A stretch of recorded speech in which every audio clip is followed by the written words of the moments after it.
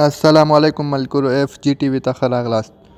د اوږبې تړونونه په تېره ویډیو کې مې واورېدل کله چې مکې خلکو نه پیغمبر صلی الله علیه وسلم مایوسه شو، طایف ته لاړ او د بني ثقیفه قبیله یې اسلام ته دعوت کړه چې هغوی ونه منه او ان حضرت محمد صلی الله علیه وسلم یې په ډبرو وویشتو.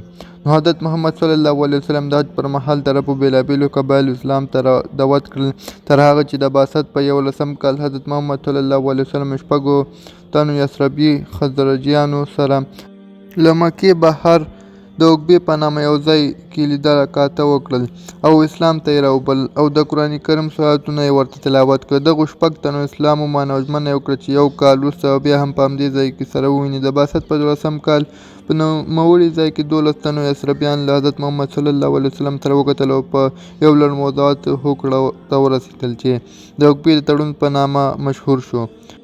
د دغه تړون مندرجات په لاندې ډول دي: هیڅوک او یا شی له خدای جل جلاله سره نه شریکوو، غلا او ټول ناوړه اعمال نه سرته کوو، خپل اولادونه نه وژنو، دروغ نه وایو، په چا تهمت نه تړو او د خدای جل جلاله د رسول نافرماني نه کوو. حضرت محمد صلی الله علیه وسلم د تړون د لاسلیک کولو وروسته حضرت مصعب بن عمیر رضی الله تعالی عنه ته دنده ورکړه چې له دغو 12 تنو سره مدینې ته لاړ شي، خلک اسلام ته راوبولي او د اسلام تعلیم چارې مخته یوسي. د هغوی د مخلصانه هڅو په پایله کې ګڼ شمېر یثربیان د اسلام په دین مشرف شول. د اوږبې دویم تړون د بعثت په 13 کال 83 تنو نارینه‌و له 2 ښځو سره د درېیم ځل لپاره په اوږبه کې د مسلمانانو سره ولیدل. د دغې کتنې په لړ کې هغوی ژمنه وکړه چې اسلام ته د خلکو رابللو سربیره به د خدای له رسول سره هم هر ډول مرسته کوي. دغه تړون د اوږبې د دویم تړون په نامه ونیول شو.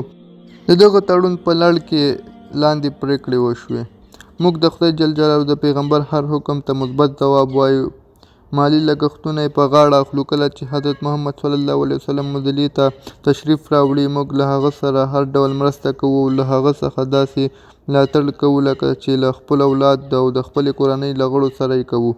موږ د دغو خدماتو په مقابل کې یوازې او یوازې جنت غواړو. دغه بیعت په حقیقت کې د اسلام حکومت د بنسټ ډبره وه چې کېښودل شوه.